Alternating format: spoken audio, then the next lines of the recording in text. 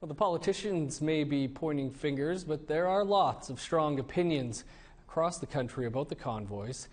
We invited two guests to share their thoughts. Melissa Mbarki is a policy analyst with the Macdonald-Laurier Institute, an Ottawa-based think tank. And Doug Cuthand is a longtime columnist at the Regina Leader-Post and Saskatoon Star-Phoenix. Thanks to you both for joining us. Doug, you wrote recently that this is a protest born out of white privilege, but there are a number of Indigenous people, including Melissa here, who are supportive. How do you see Indigenous support fitting into that narrative? Well, I think we're not a monolithic group, and there's bound to be some support. I've seen lots of warrior flags, even the Haudenosaunee flag was showing there a few times. So, like I say, we're not a monolithic group, and there are people that are going to get involved, and that's their business as far as I'm concerned. Melissa, some people say that the protest at its base is white supremacy. What do you think of that, and do you feel that's a fair comment? I don't think it's a fair comment at all, because when you look at the demographic of truck drivers, you know, it varies. We have a lot of, different groups that are part of this industry, including, my stepfather and my brother who are truckers. So I think that's a very unfair statement, and it's kind of stigmatizing why they're protesting. If all we're focused on is the color of their skin, we're not really looking at why they're there and, what they want to accomplish by being in Ottawa. Let's talk about the police response to this compared to Indigenous-led protests, and it's become fairly undeniable that police are handling the convoy in a hands-off approach compared to, Idle No More, Wet'suwet'en. What's your view on this, Doug? Well, I think that there definitely is a white supremacist trend running through this. They show the odd person of color in news, but basically it's a white man's protest, and it's they're the ones wanting this COVID mandate lifted. I don't see that in Indian country very much at all.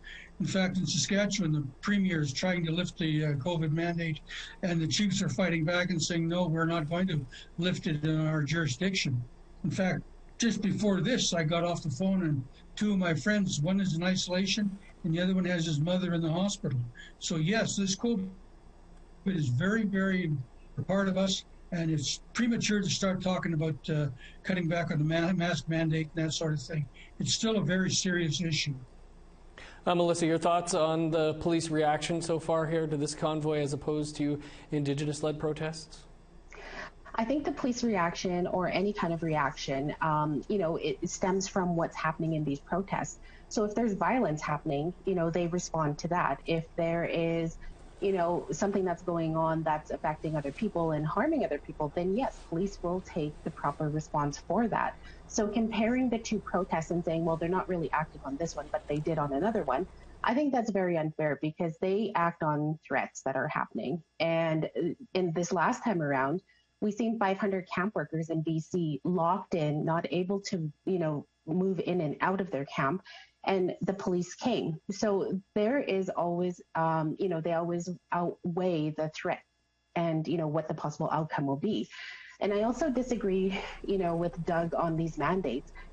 There are some communities in Saskatchewan who are highly vaccinated, like my reserve. I think we were at 90%, but we didn't get to 100%. There's other reserves that are at 40%, and there's a high number of communities where the vaccination rate is very low. So mandates and restrictions isn't going to, it's not going to change the fact that people aren't getting vaccinated. What's going to change is, bringing in proper measures, masks, personal protective equipment, home tests. These will all help communities and the people who are unvaccinated, and that's what our focus should be at this time. Melissa, some would know that you're pretty prolific on Twitter, and your recent tweet seems to be asking protesters to change how they are behaving, though, staying off critical infrastructure. Do you think there's some anger building over time here in your observation? There's definitely anger out there.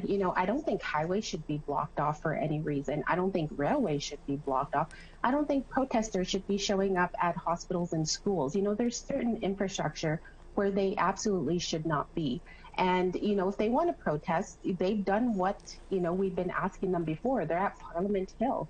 So right now they're an annoyance there, but they're not blocking critical infrastructure like a border crossing. And I think we need to address that now so that future protests, they follow the same rules as, previous ones.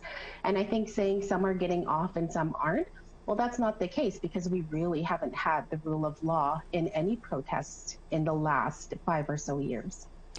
Doug, these protests seem to be expanding. What do you think they reveal about the anger that might be simmering below the surface? Well, I think there's the whole vaccine mandate and all that stuff. That ship has left. That's sailed. This is a right-wing protest now that wants to bring the government down. And they want to do everything they can to inflict as much damage on the country as possible. And that's the real threat here. Look at how they're blockading the bridges and the border crossings and so on. It's doing serious damage to the country, to the working class people who they purport to represent. And well, they call for freedom. They're certainly not showing any freedom whatsoever in the way they're behaving. There's money in the United States and other places.